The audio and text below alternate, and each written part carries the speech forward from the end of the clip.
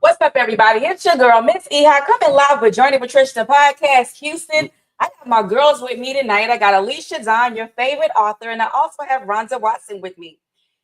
For one, a couple times we've done it before, but we are also live on TikTok as well. So if you'd like to join us here, or you can join us on Journey with Trish, the podcast, YouTube, or you can join us on Facebook, or you can hop on over to TikTok, where we're going to be live on all platforms tonight.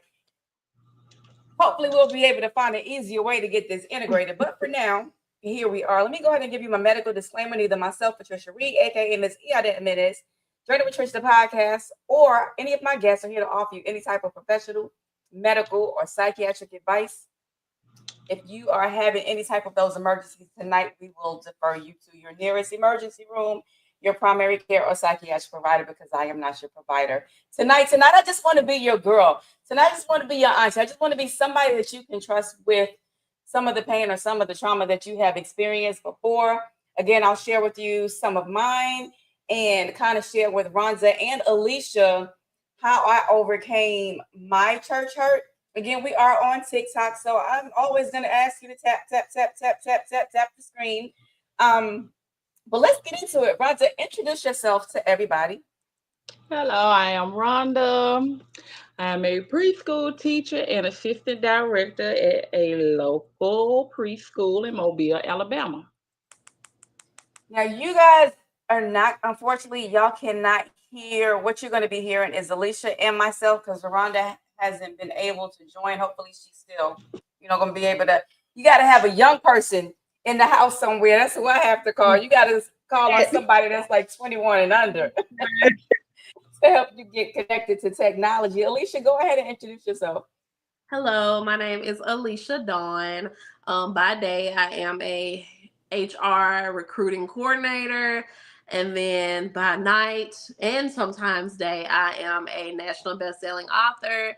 I also write stage plays, films, and I direct as well. So I am happy to be here again. Yes, one of my favorite authors. Tell them where they can find your books. So you can find my books. First of all, you can go to payhip.com/Alicia Dawn, and you can go on there. You can buy them directly from me. That would be great. Or you can go on Amazon and purchase them there. I also have books on Audible. So for those of you who like to listen to books while you clean or drive or anything like that, and you don't want to hold a physical copy or you don't want to hold a Kindle, please feel free to go to Audible and type in Alicia Dawn and download my work on Audible so you can listen to it. And the movie? The movie is titled Beyond the Label. It is currently streaming on Amazon Prime as well as Tubi. Tubi is free. So, if you don't have they're saying your mic is muted. Is your mic muted?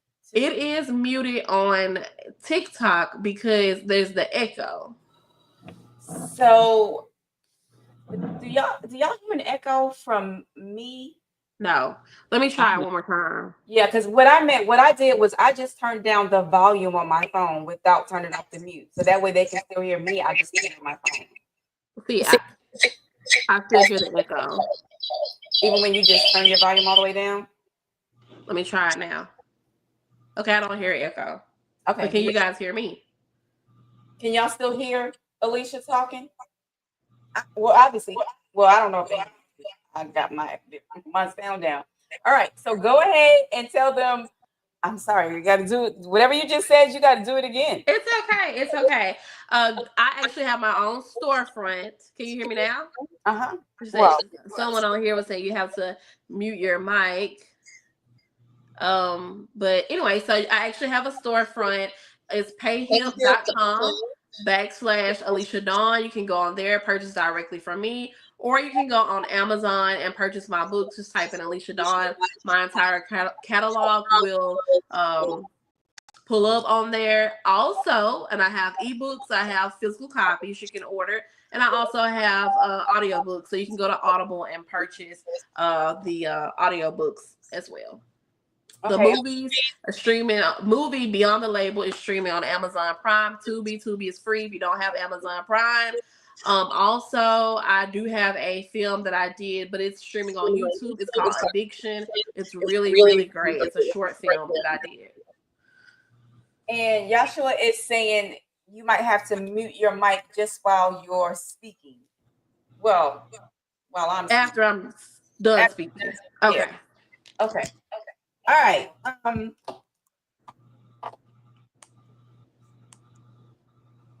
Rhonda, go ahead and tell a little bit about yourself. Okay, well, you want to know about my church hurt or just me in general? A little bit about you in general. And Alicia, since I have on my headset, see if you can turn on your speaker. It might not work for you. If you can turn on your speaker, if it will pull her, so they can hear on her. My speaker on TikTok. Yeah, see if it'll pull her. Let's see. Hold on 1 second. Oh.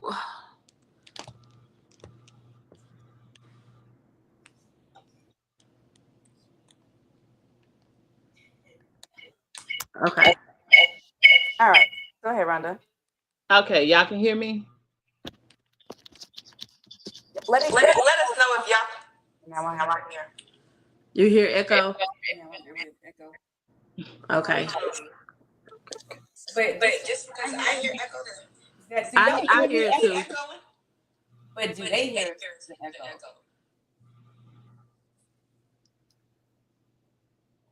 Sin has no power over me. Do you hear an echo, Mr.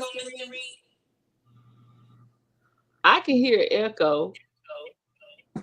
You can hear echo on TikTok? Rhonda? Okay, I don't hear it anymore. Okay. All right, so go ahead and the echo is going. Go ahead and start talking, Rhonda. Okay, well, like I said before, I'm at a local preschool in Mobile, Alabama. Pretty much laid back person, a loner, basically, and really it's really not much to me. It looked like it's a lot to me, but it's not. Okay. So how about you? Simple person, very easygoing, very laid back. All right, so now what I gotta do? Alicia, whatever you did, turn her back off so now I can talk. Okay, it's off. It's off. All right. I still hear myself. This is a mess, y'all. We're gonna work it out by the next time. Because I know Facebook don't play with me. If my sound ain't good, they out. Rhonda, let me go ahead and let you start telling us about your church trauma. Okay, well, my church hurt. Well, it kind of started young because I grew up in the church, and the church I grew up in, we all was able to participate. We were all was able to participate in everything. Everybody had like a equal opportunity to do any and everything. All the kids was loved down and everything. So then it kind of like when I branched off and got old and got married and stepped away from my hometown, going to different churches. It's like, hey, I was so active in my home church, doing different things, youth choir, all kind of stuff. And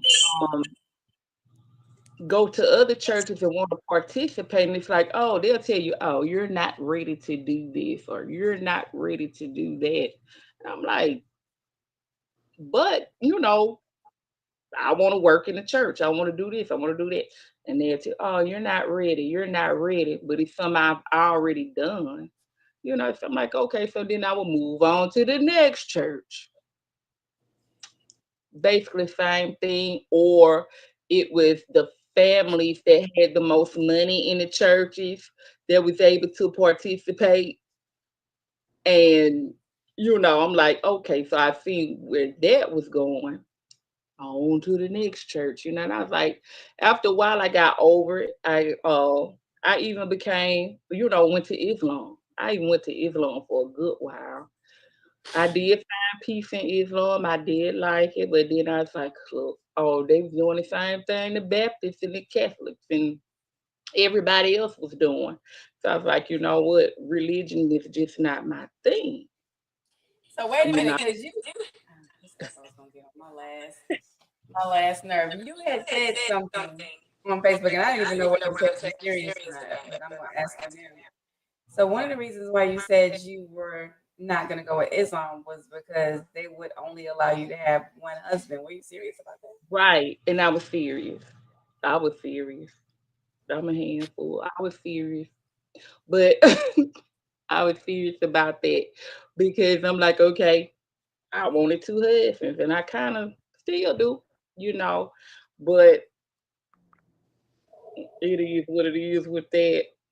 Um, People have their own opinions about polygamy and,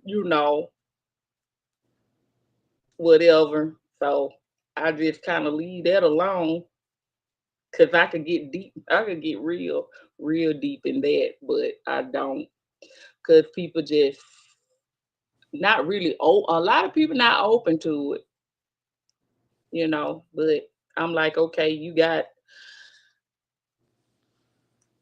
and that's another thing with church hurt. You got this preacher over here. He want to give you a love offering to love on him for a little while, and this and that, and honey.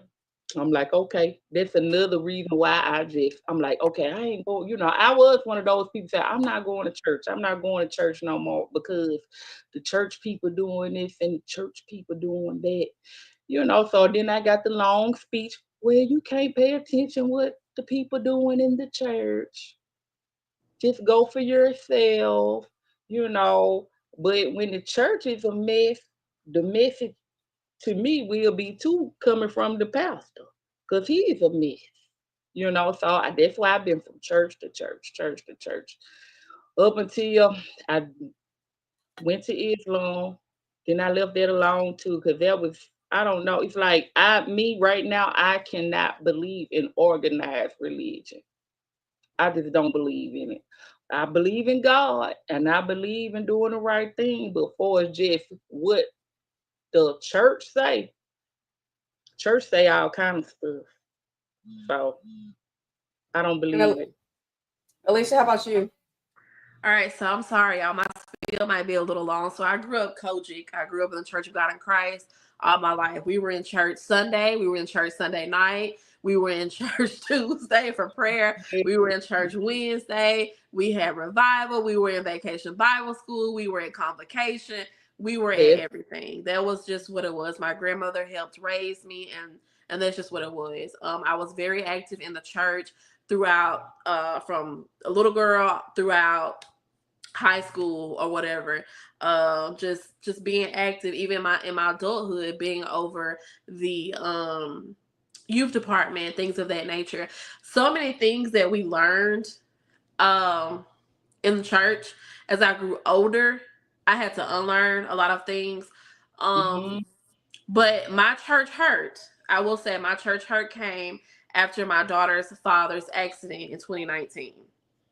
A lot of people know this. A lot of people does not know this. My daughter's father was addicted to drugs, and he was a doctor.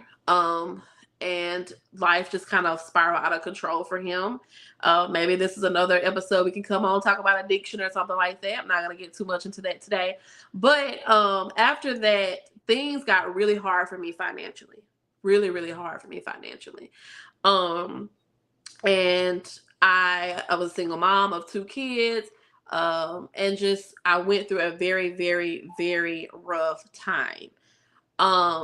So there was this church I had been, going to, attending. And it's a mega church, by the way. Let me just put that out there. So, and I went through a rough patch, and I always, was told you pay your tithes, pay your offerings, things of that nature. I went to the church and I was like, listen, I'm about to get put out. Okay. I'm about to get put out. I have 2 children. I have nowhere to go. Can you guys help me? You can pay it directly to the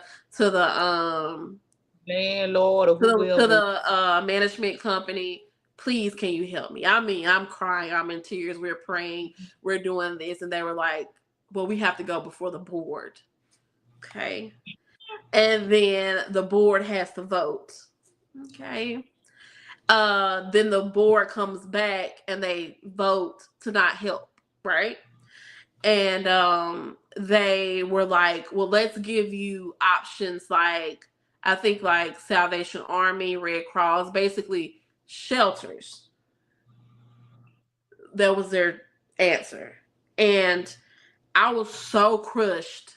That really crushed me. Like, I should not, I probably shouldn't have taken it as personal as I took it, but it really crushed me. I probably haven't been to church in the last 5 years. I've probably been to church maybe 5 times. That really crushed me. And like I said, just so many different things, and just so many the ways that I see people that are avid churchgoers and how they treat people, and how they, and this goes for people in my family, that they're in church every Sunday, but just the way they treat people, and the way they talk about people, and the way they look down on people, is just, it's like that hurts, you know. And it came from a place of like, okay, and I'm not saying you go to the church for help, but that is supposed to be a place that you're supposed to go. Yeah, it is a place where you're supposed to go. You know, that you're supposed to go to if you really need it. And I had to turn in all these documents. I'm like, it goes for a board, and I understand that process. And that's when I was like, this is a business. This is a business. They run it like a corporation. And I understand you have to pay bills and things like that in churches, but that really did it for me when I was at the end of my ropes, like about to be put out. Me and my 2 children had nowhere to go. Yeah. And so, and that was your first, that was a big experience. That was your first experience though with church hurt, with kind of being disappointed by the church. That was my biggest experience. I know another experience when I got pregnant. I had my daughter my freshman year of college, but I got pregnant like right on the cusp of high school graduation. So they wanted me to stand up and apologize. I'm not doing that. Sorry, not. Also, that was just a little bit, but I know to me it was kind of like, okay, that's a normal thing they do in Church of God in Christ, but I was like, I'm not doing it. So I just stopped going at that point to that particular church. I'm like, I'm not doing that. And it was one more thing that I wanted to say. Oh, one time, again, Kojic, I went to a funeral. And, you know, at that time, Church of God in Christ, they weren't really big on you wearing pants to church. And, but now they're more lenient now. You can wear pants and things of that nature. But at that time, I wore some pants to my uncle's funeral. And the looks that I got, and everybody's like, you have on, it was just like, that was like my second experience with that. My third experience was and that was a major experience, was a situation with me going to them for financial assistance. And when I did an audition a while back, and for a stage play that I'm having June 8th. And I don't know if I should say this, but I'm gonna say it anyway because I'm a very transparent person. One of the ladies came on, and she's Kojic. She's in the church, and she was auditioning. And her father is a pastor, and she's been in the church all her life. So, you know, we talked. We were like, okay, so do you sing? Yes, I sing. Okay, so in the play for this particular role, you may have to sing this song, or do you feel comfortable singing this song? No, I don't. R&B never saved me. Secular music never did anything to my soul. And it was almost as if she was like looking down on the project. And it's like, that's not love to me. That's not, you know. And someone said, I shared it. No, I think I commented on today on it, and it was about Jamal, the guy from that won American Idol from Meridian, and I'm gonna try to find the quote, but it was just like, it was pretty much a beautiful quote. And people say it to me all the time because of the type of books that I write and the type of films that I write, and they're like, well, you grew up in the church and this, that, and the third. And I'm like, you know what? Okay, I get it. But I want to tell y'all this quick quote. It was a long message, but the quote resonated with me so well. And he said,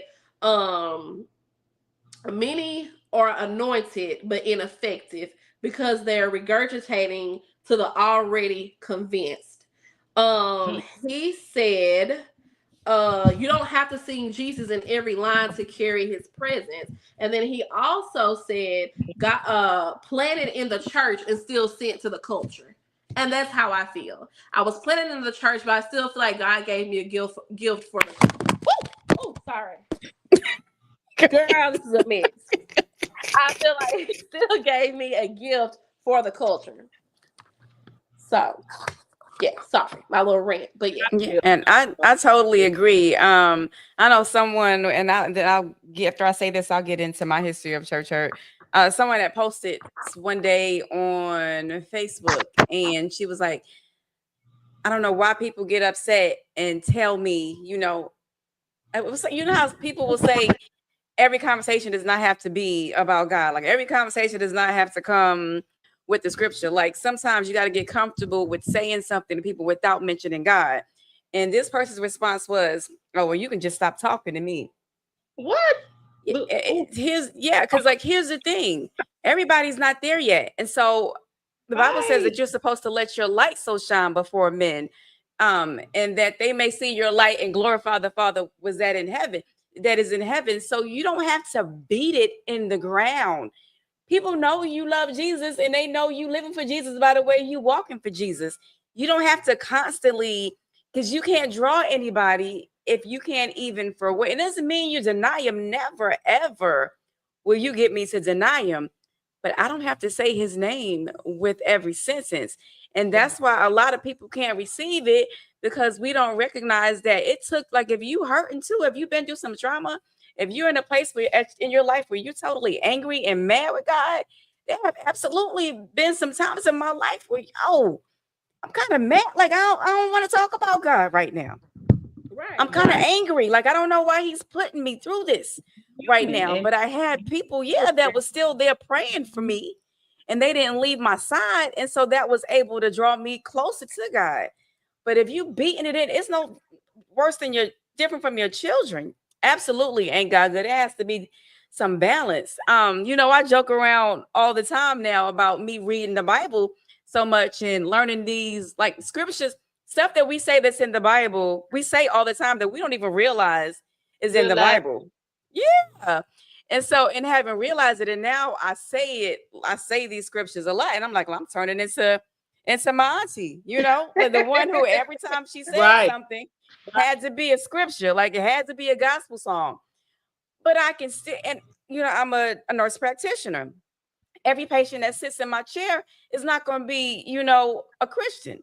Everyone is, I'm going to have some Muslims that are sitting in my chair, and I'm not going to be able to sit there and talk to a Muslim in my practice about the goodness of Jesus. I just cannot.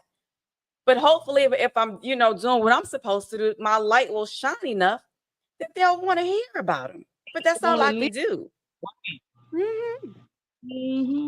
So my history of church hurt. So, I moved here from New York. So it's kind of similar to yours, Ronza. I moved here from New York, and I grew up in the same church from, I believe, and I still remember the church that my mom went to when I was born. I think that we left that church when I was probably like 4 or 5. And then we went to the church that I stayed at until I turned 15 and moved to Alabama. I had the best experiences in those churches. We were a family in those 2 churches. I got to participate, and they were holiness churches. But when I moved to Alabama, like the culture was just so totally different. So we moved here, and again, we started attending a holiness church. But I would argue that being a holiness church in that era, the holiness church that I was in New York and the one that I moved here to were there too in Alabama. They were not the same. I experienced some childhood trauma that that I talk about. But I never experienced any type of hurt in church. Church was, like I said, I was holiness. So I spent most of my time when I was in New York at church. And it was always a safe place. Always. I never felt uncomfortable at church there. And so when I came here, everything in Alabama for me was about fitting in. It was about being the girl from New York with the accent who talks proper, dressed well, outspoken. Everything was very different when I moved here. And I didn't try to be any different from anybody else. There's always been a difference, you know. Mhm. It is what it is. So my first episode of Church Hurt, I've talked about it before. So yeah, I'm closing my eyes. I start closing my eyes. That means even still, you know, as a medical provider, I try to share that with all of you. People will lead you to believe, they'll try to convince you that there'll be a time in your life when you are totally healed from something, right? There are Yeah. some things that you will never totally heal from. Like you learn to live with them, you learn how to address them, how to sit in other people's presence with them. But there are still some certain topics that will trigger. And so that's why a lot of times we say leave it buried, right? Like don't once you bury it, don't unbury it. But I'm a podcaster, right? Mhm. And so a part of my purpose is to be able to help people. And I can't help people without sharing my story. So here I go. So one incident was it was Black History Month, right? And I have written a skit for Black History Month. I've been writing since I was a little girl. I've written a play for my junior high school. And so I wrote the Black History Month. I was very proud of this Black History Month play. And one of the skits in it was the bus scene. And after rehearsing the bus scene, the skit had been submitted, you know, because if I submit something to you and you read it, I expect that you're going to read it. And if you have any problems with it, you're going to address that before we get on the stage and start practicing it. All right. So the skit is submitted, right? And we are now practicing for this skit. And we're on the bus scene. And the bus driver comes off, and of course, he says the N word. I'm gonna say ninja. You know, a ninja. It's something about ninja, and you got to move to the front of the bus or whatever. So, now the pastor is there. Now they're listening to the skit because we're practicing. And when he heard the bus driver said the word ninja, he wanted me to change that part of the skit. And for me, I didn't understand it because number one, I'm 16 years old. We in the church. This is what they said. White Mhm. people didn't call us the N word. They didn't say N word, and they didn't make up words. They called us ninja, but the whole word. You see, it's crazy how now at my age I'm able to change it, right? But back then Right. we're out in the comfort of everybody else, and it was just us. And it was because you allowed us to practice it, right? And then you wanted to pull it. And then when Mm. I made, because I've always taken a stance, right? So when I took the stance as, okay, well, um, then we're not gonna do it. And so my mom supported me, my dad supported me 100% in the fact that we were not going to do the skit. However, just because I said that we were not going to do it, they did not take that to mean that it was not going to be done. And so my skit that I wrote, they just took me out of the equation and then they just continued to do it and say it the way they want to say it. And it broke my heart Mm. because it was mine. You know, it wasn't copyrighted, but I wrote that. And you're going to do it anyway? Wow. So the next incidents of church hurt came when I had decided, you know, that I really wanted to walk with Christ. You know, I got saved and I was trying my best to be saved. You know, I was trying my best to do the right thing, but it had only been like a month, you know. But at the mothers of church, you know, like everything I did was just under this microscope, and it just made Mhm. it seem so difficult and so Yeah. hard to walk for Christ. And so that's why, and I'm not a hider, you know, That's why even here on my TikTok page, you'll see me one day in my professional suit if I'm going to work. But if I go to the beach, I'm wearing a bathing suit and I'm gonna post a picture in my bathing suit. And the difference in me and a lot of people who are believers that I don't hide mine. I find no need to, because God sees everything I do anyway. So if I can't hide from God, what is the purpose of me hiding from you? You know what, Trish? I just had this conversation with someone the other day. It's almost as if people are more concerned about what people see than what God sees, which is so outrageous to me. They'll portray or pretend to be this type of way, like I don't do this, or oh no, I don't do that. But behind closed doors, you are doing these things. But at the end of the day, I don't have anywhere that I can put you in the afterlife. So what you do in front of me, that has nothing to do with me. It's nothing that I can do. It's almost as if people are more concerned about what the pastors and the church members say than what God sees you anyway. He sees you when you're behind the door with that man, okay, at night. I already know what you think before it got thought. Okay, he sees you when you at the club, when you doing all that, but then you portray this image of, oh, I'm a godly person, or I do this, whatever. But it's who are you really trying to, like, what's the ultimate goal? Is it to really have a walk with Christ and make it to heaven, or is your goal to just portray this facade for the church? What is your goal? And I think that's the thing. A lot of people in church are pretenders, and I'm not a pretender. As like you said, Trish, you get what you see is what you get. This is what it is. And I've even had people say, "Oh, well, my church is coming to your play. Can you make sure that it's a good?" Excuse me, I'm sorry. Yeah. Well, maybe they don't need to come, and I mean that with all due respect. But there's nothing in my play is completely family friendly. But again, because they're used to maybe my movie or my book or things of that nature. But again, God gave me a gift. He knows when I sit at this computer and I write, He gave me this gift. So again, I don't know. I think it's more of people pleasing than actually pleasing God. That's exactly what it is. And that's what I said that today.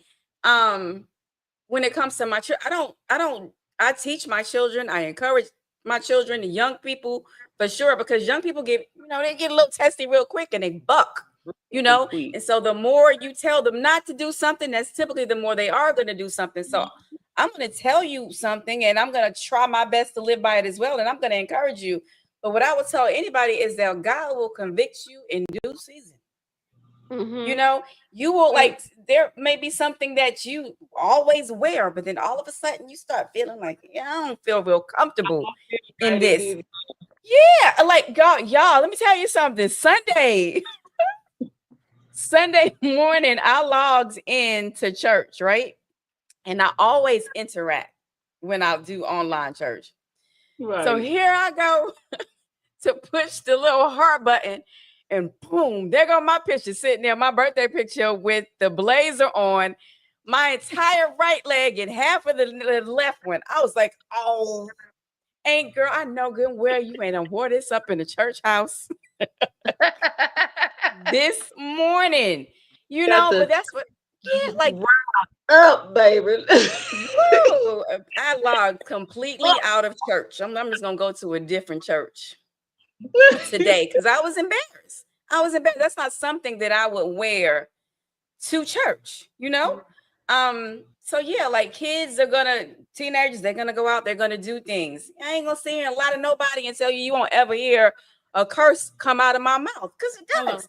The difference is I don't hide it from you. Like Alicia, the people that are saying they don't want to come to your plays because it might have some profanity in it, or one of the same that will sit up at home and watch it on TV. Exactly. Y'all don't watch my movie, and it's got, you already know what it got in it. But the thing is, my play is family friendly. It has nothing in it. But again, because people already have that thought of me, like, oh, she writes that, as they say, nasty books, or she writes this, or she writes that. You're not looking at, okay, what lesson can I get out of this, or what, None of that. They I don't. listen, I have people unfollow me all the time. And I'm like, all right, well, bye. But you have no idea what I could have blessed you with in the next 5 minutes. And you could Right. how you gonna feed me if you can't eat with me? You see what I'm saying? I'm talking to somebody right now. How can you feed me? How can you feed my soul? I'm talking to 2 cameras. If you can't sup with me, you can't feed me. Mm-hmm. If So it the don't, next, go what is ahead. it doing? Mhm. So the If, last part of my church hurt was, I would probably say, other than being ran out the church because they just made it seem like literally I gave up. Like I don't even want to be. I got to Mhm. do all this. I don't even want to be saved no more. And then I'm Really? looking at what they going through, and it don't look that great. Your Mm. life does not look that appeasing to me to make me want to walk this walk with you. So I bounce. I bounced. The last episode of Church Hurt would be in developing a relationship with someone that was from the church who I felt like was family, that was Mm. family to me. And it was a guy. Um, and my parents had gone out of town. And I was home, I was probably 18, 19 years old, and I was home by myself when my parents were out of town. And so they made it seem as though they were coming to check on me to make sure I was okay. Mm. And I remember when that person got there, I was like laying on, we still had carpet. So I was laying on the carpet and I was asleep when they got there. So I lay back down and went back to sleep. Still kind of shocked as to why they were there, but it was family. Mhm. Family. So I let that family in the house. And I'm laying on the floor. That person is in the chair right behind me. And all of a sudden, I can feel like somebody's finger kind of like rubbing, on Mm. the back of my neck. And so I laid there for a second, trying to figure like, is this really happening? Like, no, no, this is not really happening. And so after maybe, sometimes 30 to 60 seconds can feel like it was a lifetime, but it wasn't very long to where I finally kind of jumped up and asked, what are you doing? And Mm. that's when, they played shots and, oh, I'm just being like, we're family, I just thought Mm. that this is the things that families do. Are you serious right now? And so Mm. I carried that with me for a minute until I just couldn't take. I did not go back to that church for anything other than a funeral after Mm. that. And it got so bad that I literally wrote a letter. Like I typed a letter that was probably, yeah, I'm a writer, Alicia. The Mhm. letter was probably like 5 or 6 pages long. Mm. And I took that letter, put everything that the church had, done to me in the letter, including that person that put that in the letter. And I took that letter and I mailed some, hand delivered some, hung some on doorknobs, put some on the car windshields. Maybe I told it all. I had had enough. I had had enough of everything. Like this same person had got me like an interview for a job somewhere that they were working, and they told me I needed, how I needed to dress. Said the guy was, listen, the guy that's would be hired interviewing me is the person that would be interviewing me is, sorry, I'm getting nervous, y'all. The person that will be interviewing me is a guy, so I want you to wear this. So here my dumb self is, because I need this job. Going there with my Right. little short skirt and my turtleneck and my boots and everything. Mhm. Um, and that's how I stepped into this man's office. But it wasn't even that. It was that when I got there, my kids and I, well, I just had Shamaya, but Shamaya and my sister and our kids, we had gone to New Orleans. And while we were in New Orleans, I remember taking a picture and I was sitting on like the back of a sofa, right? And in the picture, I was just kind of leaned over like this.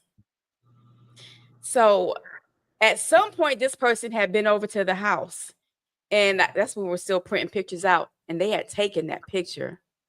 And he showed me that picture when I got to the office of me sitting there with my legs open in this picture. And I had on shorts, but I was still sitting there. You took it for a reason. You took it because of the way I was sitting in this picture. So I took my picture, left the interview, and I think that was before I had taken and written the letter and told everybody about what had happened. And so that just kind of took the taste out of my mouth for wanting to be, because these were people that are at the church. These are people who are ordained, in the church, and they keep hurting me and hurting me and hurting me. And so I had just had enough of being hurt by the church. And so I just stopped going to church. Well, wait a minute. I stopped going to Black churches. All right. And even my mom at one point, even stopped going to the Black church. She left that church. My dad left that church. And that's when we started going to a white church.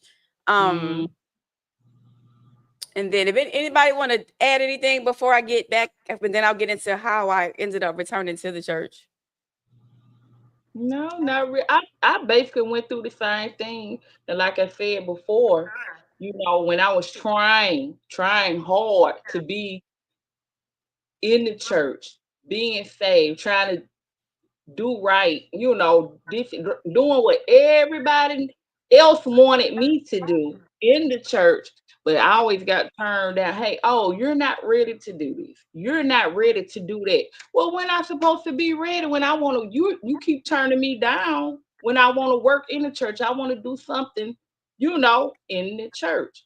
So, but you got Sister so and so and all them, but I guess because they got big bucks, they're ready to do this, and they're ready. No, you're not, because I just seen you doing such and such and such, husband. Your husband just got through calling me, come on now, so when I supposed to be ready, I never got that. Never got it, but go ahead, girl. Alicia, you want to add anything? No, I don't. I just want to know. I know that I'm getting to the place to where it's like my spirit is longing for that some type of fellowship. Because I had a great church. I had a really great experience when I lived in Texas. I went to a non-denominational church. It was a Black church. Had a great experience there. But then when I moved back to Mississippi, of course, that's when you get back to these judgmental spaces, the Bible Belt, as you want to call it. And where people go to church out of habit. Yeah, out of habit. And then when they see me with my tattoos or whatever, it's like they're looking. So I am in a place that I am ready to get back to that point of fellowship, and it's like my soul, like it's kind of like it's pulling me there. Like, you need to get there, you need to get there.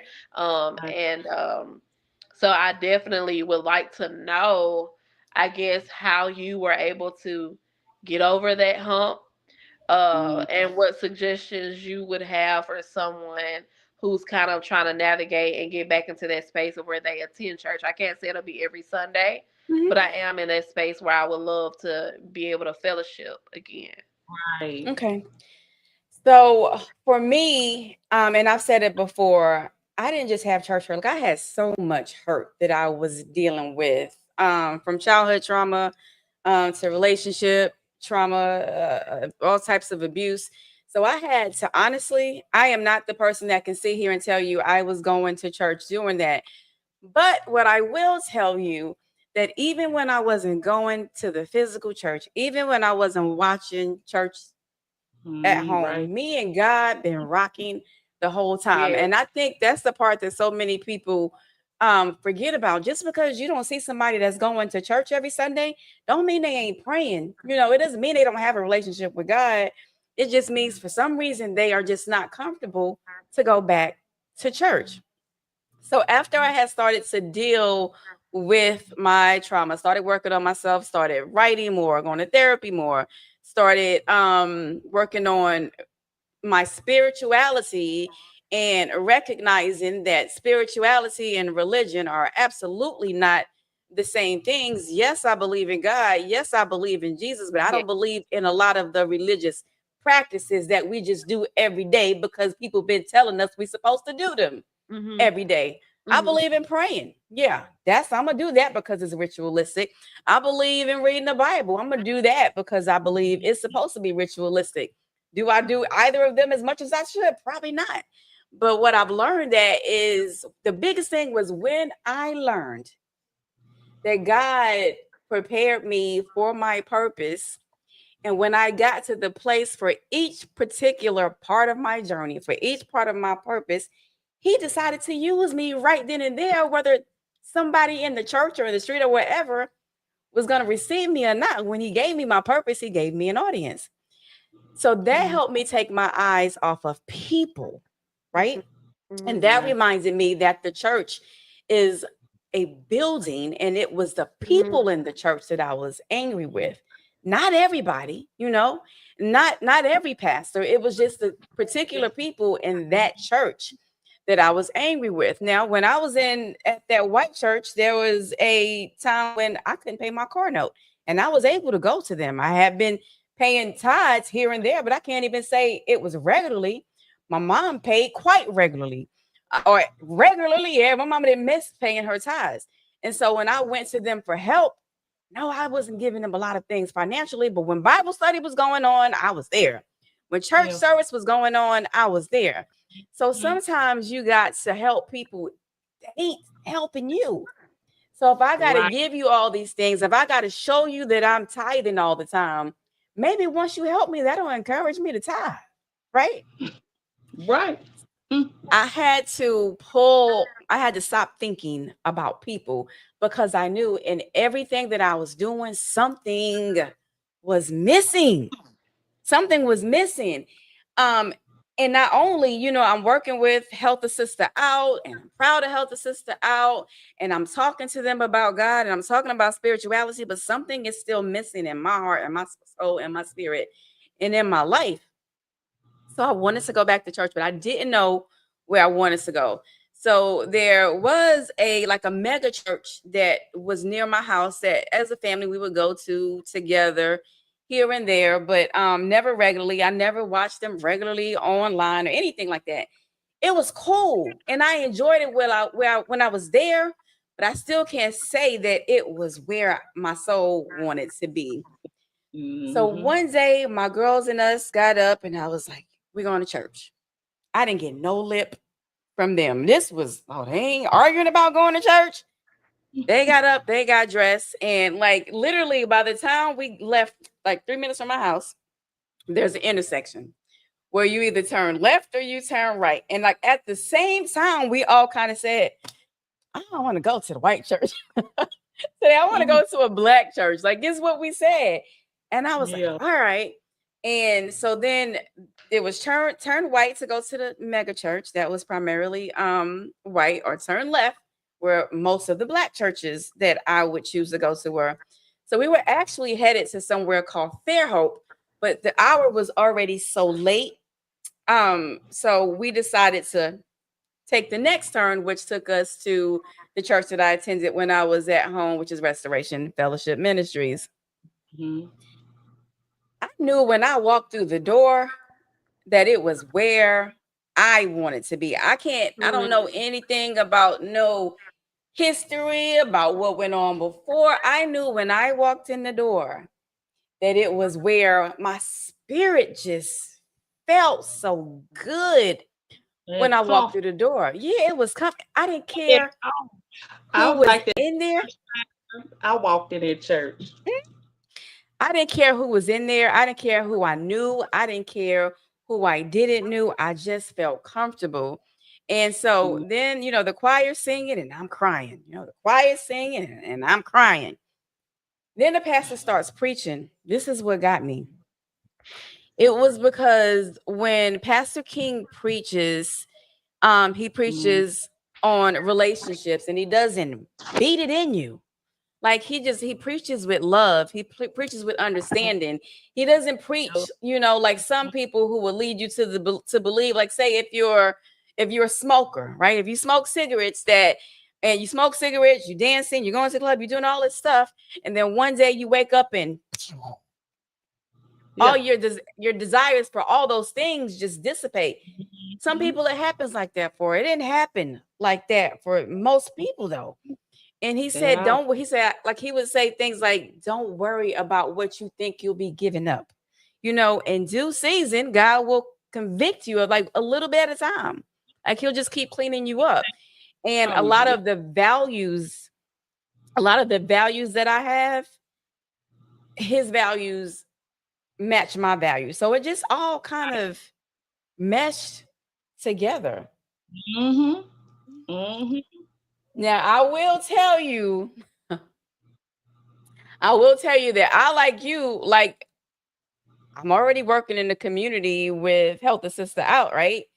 I can, like, I draw people. Like I have big events. Like this is all I know to do right now. I can either come into church and work and talk on mental health or motivational speaking. Yeah, like I told you earlier before we even got on, it's a blessing because I think you had just first started doing your journey with Trish. And I seen somebody share a few people from there. Now I want to say one of them was Miss Jamie Nero that shared it. It was somebody, I know it was somebody that I, Facebook friends with. I want to say it was her. And I was like, okay, so I started. And then I'm like, you know what? I was going through like a whole lot during that time. And I was like, goodness, I'm not the only one, out here, going through or feeling bad or this and that. It's just some things that you said. And it was like, how can I say, you put it to where,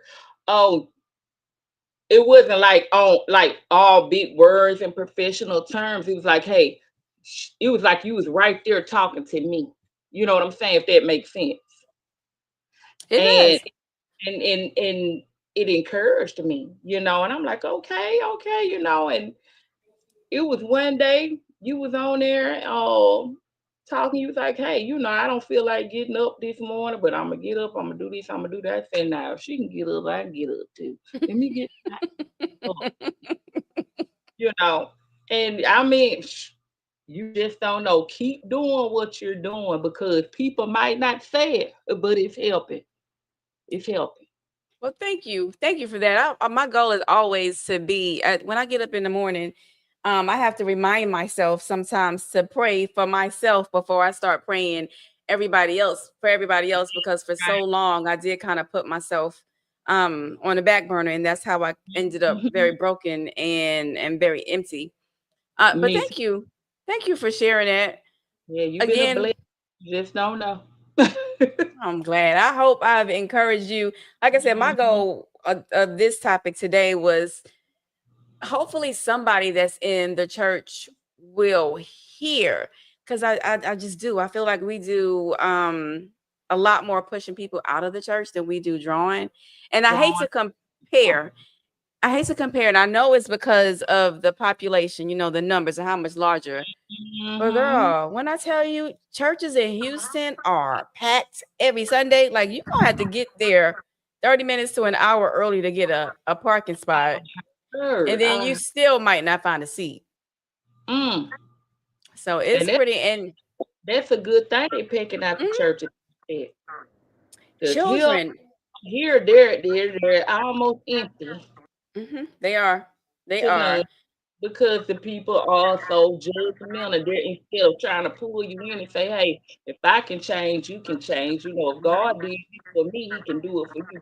They're not doing it. They're doing like what I told you they did to me. Oh, you're not ready to work in a church yet. You're not this and that, Okay, so that ate with you too, and that's how I feel. Right? Now, when I first God. So what that make you? And you supposed to be a Christian. When I first went back to church, like I said, I want to go. That's what everybody was saying. You go on Facebook, you go on Instagram. When you go to church, don't go to church to, just be comfortable, go to church and work. All right, so I'm me like you. I'm ready to go in here, hit the ground, work running. Let's work. Let's do it. It wasn't as well received though as I thought it was gonna be, if I'm being honest. You know, and now some of the people who I had these conversations back with them, we're pretty cool now. So I hope that this does not become offensive because I am gonna talk about it. So Ladies, I do apologize. you gotta go. Leah, I know y'all probably hear her in the background. Okay. I got off work and got straight on. Okay. She's calling for my attention. All right. So I'm gonna try to add. I'm gonna turn my speaker up so Ronza, I can get you on here, or else they're gonna just hear me talking to myself. But I think it'll work fine. So Ronza, what I'm gonna have you do, Alicia, you can go ahead and log off. Rhonda, what I'm gonna have you do is turn the volume down on your phone. Okay. All right. Or at least a little bit. Hopefully you'll still be able to hear me though. Maybe not. You might have to just mute and unmute.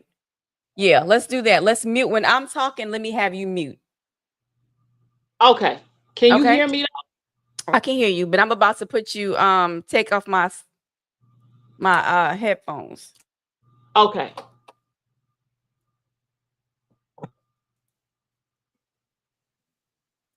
Audio. Real tech.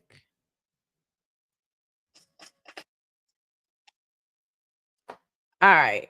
So now they should be able to hear you talking. Y'all let me know if y'all hear an echo and you can hear me okay? Just Yeah. shake your head. Can you hear me? I can. So hopefully you Okay. guys don't hear an echo over here on TikTok. So when I first got back to the church, I wanted to help, like I said, events is what I had done for the past 3 years at that point. And so I wanted to help host a women's conference at the church.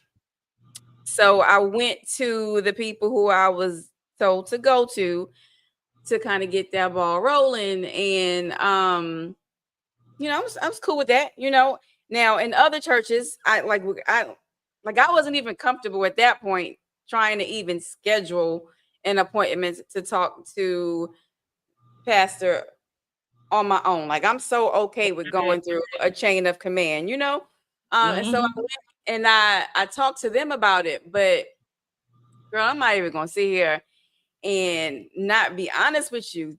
They were not very receiving at that point. If y'all see me today, I'm sorry.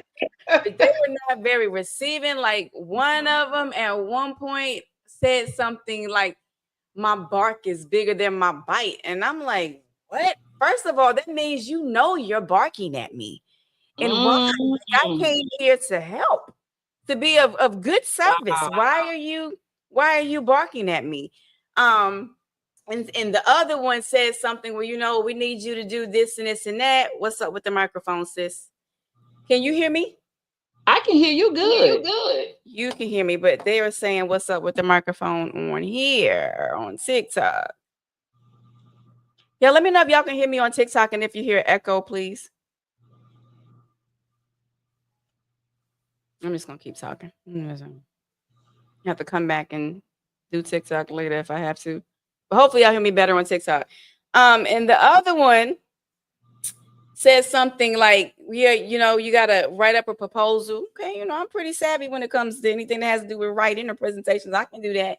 And she was like, yeah, because and then you have to meet with us with pastor. And one thing about him, he'll be able to figure out if you plan or if you're just doing it for show, baby. That took me out. That was it for me. I ain't even got to do it. It's how I feel right now. I ain't even got to. You know what? I ain't even sure this is what God told me to do. This might be something I was just doing on my own. I ain't even finna ask him. I plan events all the time out here, and at that point, I was like, maybe my service for the church is in the community and helping draw people from the community inside the church. What I ain't gonna do is draw people in the community into the church, and then you hurt them when they get in here. I'm not gonna do that. Exactly what you're gonna do. And then I've had people to say, "Oh, you're so negative about the church. That's not what we do." Yes, you do. Yes, you do. Because I even had so-called associates or friends, they call themselves saved, sanctified, or whatever, but you're on Facebook gyrating for the Lord I'm gonna go ahead and and log off TikTok. kind of Thank you. stuff, and Hold on one but second. I'm gonna log off TikTok. Thank you, everybody who joined me on TikTok tonight. I will figure out by the time I come back on how to make this work a little bit better. Thank you for all the hearts, for all the stars, for the roses that you guys gave me tonight. Thank you for all the follows. I will be back the next time. We probably just have to do 2 different podcasts. But catch me next time. All right. Thank you for following your girl, and I will see y'all. Thank you. Great. Have a good night. Bye. Because I'm trying to hurry up and get off of here. All right, there we go. So we are off of TikTok now. Yeah, I've had a lot of them, they into the secular music and stuff. Okay, that's all fine, but you're still moving like you're in the club. But you want to judge this person and that person. How? Like you're still acting like you're in the street stuff. Like you for the streets. You're acting like that. You dressing like that. All of that. But you want to judge other people off of how they dress or what they're doing. And you're basically doing the same thing. You're just doing it in Jesus' name. And in hiding. I'm trying to figure out how that works. I don't hide. Whatever I do, and Lynn, I say it all the time. I say it, y'all say it, I post it. Y'all wear it in private, I wear it in public, and I post it. Say it, because now I'm like I tell people, the Lord already know I'm His child. He already know how I am. And my conviction comes more from that than anything. My conviction comes from feeling like I'm hiding who I am and not being honest with people, and I can't. I had to stop hiding who I was in order to work on myself. I had to stop hiding. This is me. This is what you see is what you get. So, if you keep hiding yourself and hiding your true feelings and how you feel about stuff, even though I'm 49, I'm still learning right from wrong. I'm still learning. Every day that I live, I'm learning. So I'm like, hey, I have to be myself in order to learn myself and learn what I need to do and what I not need to do. And a spiritual walk, a spiritual journey is a lonely journey. It's a very judgmental, you stand to be judged when you're trying to walk right, because if that doesn't make you decide to just be who you are and do what you want to do and not worry about what people say, because regardless of what I don't know how it is for you, but regardless of what I do, I am always like under a microscope. Now it's for people to say things like, oh, now last week she was for the streets, this week she for Jesus. How did you ever not know that I've been for Jesus the whole time? The whole time. Like I have rode for my God the entire time. I just never hid who I was, and he just happened to be kind enough to carry me through the whole time. So if you worry about that, if you worry about what people are going to say when you go to church for 2 Sundays and then you miss 3, it's too much. I don't care if you see me at church, you don't see me at church. If you see me online, if you don't see me online, if I post a picture that I went to church, or if I didn't, I don't do anything anymore to please anybody that's out there, because people are think they, number one, I'm going to disappoint you. You're going to disappoint me. Exactly. That's what humans do. We're human. We are human. None of us are perfect, but you got your Christians, you got your saved and sanctified people. They are just, and I be not all of them. Now it's some good of everything. It's some good and some good church people out there now, and they mean well, but you got some out there just, and then and to me it's like even some of the pastors be knowing some of the congregation is like this and don't even try to correct them. Yeah, I don't like that, because I feel like if you are in a place of leadership that you do need to lead. Yeah. If you go lead. I was gonna say, Don't- I also like it's so many people that just sit around and if I gotta leave church and complain about the church I just left every Sunday, and if by the time I get to Wednesday, I'm still complaining about this church, that ain't the church. I ain't going. Mm-mm. That, Mm-mm. that if you're we saying don't let I ain't letting nothing disturb my peace. If your peace is disturbed by church, that's a problem. You got it all That's a wrong. big problem. That's a big problem. That's the biggest problem. Your peace should not be disturbed by That's church. where you should be able to go. And then, like they say, let go and let God. That's the place you should be able to go to do that. But And sometimes, you can feel the tension in other people's churches. You go visit and you just feel, just like going to somebody's house, you can feel the tension in somebody else's room. you can feel the energy most definitely. Absolutely. And maybe they don't know that people can, but absolutely, that's one of the reasons how people end up staying, joining, or going somewhere else. The Right. energy and how you received in the church. Exactly. So, well, we've been on here for an hour and 5 minutes, so we did very, very good. And I truly enjoyed it. I'm glad you did. Yes, you can. And I'm big on energy. Yep. I don't think they realize that people can feel the energy when you walk into. That's the first thing you feel when you walk into a church. Yeah. And of course, they're going to tell you focus on God. Focus on. Sometimes it's hard. Yeah. Sometimes, if everything around you, it's like positive and negative. So if everything around you is negative, it's hard to even focus on God. And that's why we tell people go in your secret closet, like take away these distractions so you can focus on God. So if I walk into your church and everything in your church it feels like chaos, I ain't gonna be able to focus on God. It's just is let's tell the truth. Right. All Exactly. right. Imagine This, and thank you for having me. the book. Do you know the book of Naya? Imagine being joined in by love, the love they showed, and then being talked about and belittled. Yeah, baby. It happens for sure. Mm-hmm.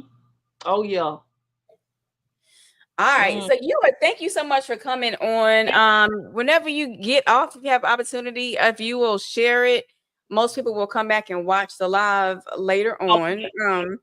So we're gonna go ahead and end in prayer. And I hope that God does. I hope that you return to I love church. I'm telling you, it has made such a tremendous difference in my life. When I don't go now, I miss it. When I don't watch it online, I miss miss it. because I grew up in it and I grew up in it hard, like from day one. And the church I grew up in, Macedonia, Daphne, I loved it. Like that was a big part of my childhood, absolutely loved it. My youth pastor, Frankie Reed, I loved it. Like, and after that, it was like, okay, I can't, I wasn't able to participate to do this and do that because how people were in other churches. And listen, I'm telling you, people ask me, what do I miss about being back in Daphne? Before I say my children, I say my church. That is no lie. I FaceTime with my kids all the time. Yeah. We visit each other, but I totally, and I enjoy going to church here, but what they say is no place like home. And Restoration definitely became my home, and I miss it. I do. I drove at the last minute. I picked up and decided to go home for Easter so I could go to church. Right. All right. Our hearts and minds are clear. Father God, in the name of Jesus, we thank you for bringing us together tonight. Humbly, we ask that you would forgive us of anything that would prevent you from hearing us. God, we thank you for peace. God, we thank you for what you've done in my life. As you continue to work on me spiritually, I ask that as you work on Rhonda and Alicia spiritually as well, that you would show them the desires of their hearts. So God, heal them spiritually. God, whatever hurt that they have that is pertaining to a church, God, fix it. God, whatever you would have for them, God, lead them in the right direction and order their steps so that they can end up somewhere ends up in a place that you have designed in the church that you designed specifically for them, knowing that it may not be perfect, but that there's somewhere that they can sit and sup and learn, and that their spirits continue to be fed and grow. In Jesus' name, amen. Amen. All right. And thank you for having me. Thank you for coming. I'll talk to you later. All right. Bye-bye.